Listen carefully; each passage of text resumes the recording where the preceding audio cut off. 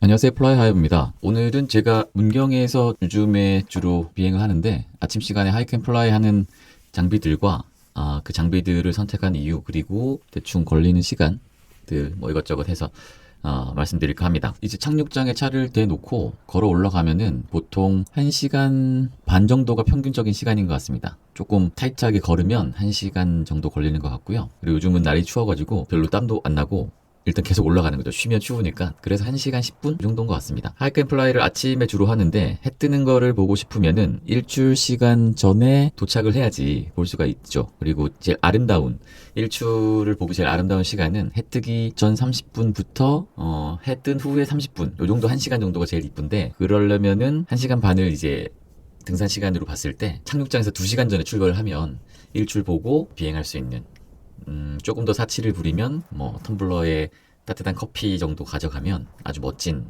경험을 하실 수 있을 겁니다. 일출 2시간 전에 출발을 하려면 그때는 깜깜합니다. 물론 그냥 일반 차량으로 올라가는 길이기 때문에 뭐 핸드폰의 불빛으로도 갈 수는 있지만 작은 헤드랜턴 같은 거 하나 준비하시면 훨씬 좋습니다. 올라갈 때 장비는 고요리에서의 아침은 이름처럼 고요한 경우가 대부분입니다. 특히나 착륙장은 그 위에 바람이 세면은 아주 세지만 대부분의 경우에는 예보보다도 조금 더 약하게 바람이 들어오는 경우가 대부분이고, 그리고 일단 이륙을 하고 나면 아무런 기상의 변화, 기류의 변화를 느낄 수 없는 아주 조용한 상태의 대기를 만날 수 있어서 어려운 점은 없습니다. 서머를 기대한다거나 이러기는 어렵지만 대신 아주 고요한 속에서 비행을 할 수 있어서 아주 독특한 경험을 즐기실 수 있습니다. 힘들게 올라갔는데 이륙장의 바람이 너무 세서 정상적인 이륙이 불가능한 경우가 있습니다.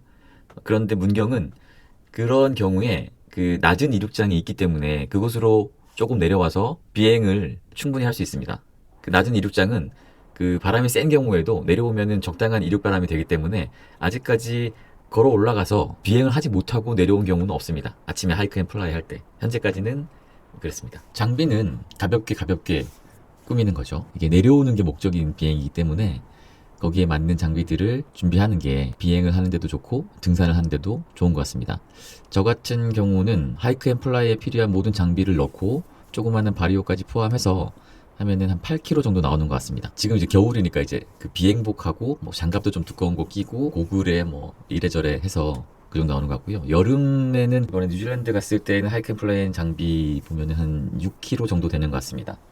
예, 다 빼고 진짜 걸어 올라가서 내려와서 아침 먹을 수 있게 딱 그런 스타일이었는데, 제가 사용하는 장비는 오존의 울트라라이트 5 날개를 쓰고 있습니다. 2.23kg 정도 되고요. 레인지가 65에서 110kg, 아주 레인지가 넓습니다. 날개의 성격이 어느 부분에 이제 무게를 맞춰서 타느냐에 따라 가지고 스피드 플라잉부터 뭐 일반적인 비행까지 아주 범위가 넓기 때문에 원하시는 스타일의 날개를 선택하시면 될 것 같습니다. 실제로 오존의 울트라라이트 5는 투레이어 글라이더 중에서는 제일 가벼운 글라이더입니다. 한 장짜리로 되어 있는 기체들이 에어 디자인이나 몇몇 브랜드들에서 나오고 있는데 뭐 1점 몇 킬로, 1.1kg대죠. 그런 날개, 싱글 레이어. 여하튼 그 투레이어 중에서는 제일 가벼운 날개입니다. 현재는. 실제 오존에서도 그거에 대한 자부심이 있어서 다른 브랜드에서 그 투레이어 글라이더가 자기네들보다 좀 가벼운 게 나오면 정상적인 출시 날짜가 아님에도 불구하고 이렇게 출시를 하는 경우가 있었습니다. 그만큼 이제 약간 자존심을 건 가벼운 기체는 이 모델을 뺏기지 않겠다 뭐 이런 의도가 있는 것 같습니다. 하이크 앤 플라이 장비 중에 제일 많은 부분을 차지하는 것이 부피적으로나 무게적으로 차지하는 것이 하네스일 겁니다.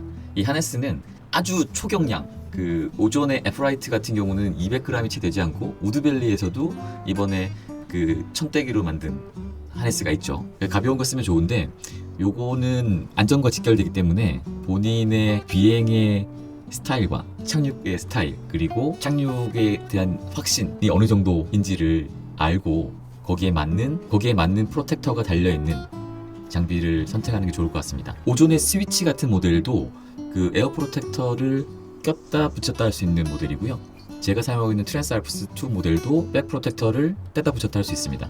그래서 만일에 그 좀 장기적으로 나중에는 내가 좀 더 익숙해지고 비행이 능숙해지면 착륙에 대한 그런 게 없어지면 뭐 프로텍터를 뗄 수 있고 뭐 이렇게 생각하고 준비를 하셔도 좋을 것 같습니다. 그리고 하네스는 우드밸리의 트랜스 알프스 2 모델을 쓰고 있고요. 0.9kg, 네, 정도, 900g 정도 되고요. 제가 트랜스 알프스 2 모델을 선택한 이유는 물론 가볍기도 하고, 그리고 그 프로텍터를 뗐다 붙였다 할 수 있는 것 이외에도 약간의 저장을 할 수 있는 백팩 기능이 있습니다. 그 약간의 배낭 형식으로 일반적인 하네스처럼 뒤에 뭔가를 수납할 수 있는 공간이 있습니다. 아주 그 초경량의 하네스들은 말 그대로 천으로만 만들어져 있는 하네스들은 수납할 공간이 따로 없어서 결국에는 별도의 백팩 같은 것을 하나 또 준비를 해야 되는데, 아직 그건 좀 번거로운 것 같아서 찾아보던 중에 약간의 수납 공간이 있고, 거기에 이제 뭐 여러 백팩이나 나머지 뭐 여러 가지 케이스들 담고, 뭐 물병 쓰레기 같은 것도 담고 하고 하려고 선택을 했는데 아주 만족스럽게 쓰고 있습니다. 보조사는 역시 우드벨리의 쿼드로 라이트 시리즈의 보조산인데 100kg 사이즈가 0.99니까 1kg인 것 같습니다. 그리고 조그마한 바리오 하나 들고 다니고 있고요. 바리오는 네비어사의 옴니라 모델을 쓰고 있는데, 이 모델은 그 하이크 앤 플라이 모드가 따로 있습니다. 그래서 그 출발할 때 하이크 앤 플라이 모드를 누르면 하이크하는 도중에도 속도나 궤적이나 이런 것들을 기록을 해주고, 비행을 하면 이제 비행 역시 이제 바리오로 정상적인 작동을 하는 모델이라서 크기도 작고 시한성도 좋고 해서 하이크 앤 플라이에도 쓰고, 본 비행 때는 보조로 쓰기도 합니다. 그리고 뭐 비행복, 장갑, 헬멧, 고글, 무전기, 그리고 이제 담을 백팩 뭐 이 정도 해가지고 8kg 정도 되는데, 지금 촬영되는 영상은 인스타 360에 이제 카라비나에 어댑터를 달고 셀피 스틱, 인비지블 스틱을 달고 촬영을 하고 있고요. 머리에는 이제 오즈모 액션 5 모델을 달고 있어서 그 무게가, 그러니까 촬영에 관련된 장비 무게가 1.5kg, 6kg 정도 되는 것 같습니다. 그래서 총 올라갈 때는 배낭에 한 9.6에서 실측을 해보면 10kg는 안 되는 것 같고, 딱 그 정도 라인인 것 같습니다. 별 부담 없이 물 한 통 들고 이제 올라가서 하이크 앤 플라이를 즐깁니다. 사실 지금 이 영상을 찍은 날은 이륙장 온도가 영하 13도, 14도 뭐 이렇습니다. 그래서 정신이 하나도 없고 뭐 이렇게 쾌적한 느낌이라기보다는 그냥 아침 운동 빡세게 했다 뭐 이 정도 느낌이었고요. 이제 봄이 되면 4월, 5월, 6월 이때가 정말 하이크 앤 플라이 하기 좋은, 그리고 이제 여름도 물론 새벽에 해 뜨는 거 보고 하기 좋으니까 언제 시간이 돼서 문경 투어를 오시면 조금 일찍 한번 호젓하게 등산하시고 비행해 보시는 것도 추천드립니다.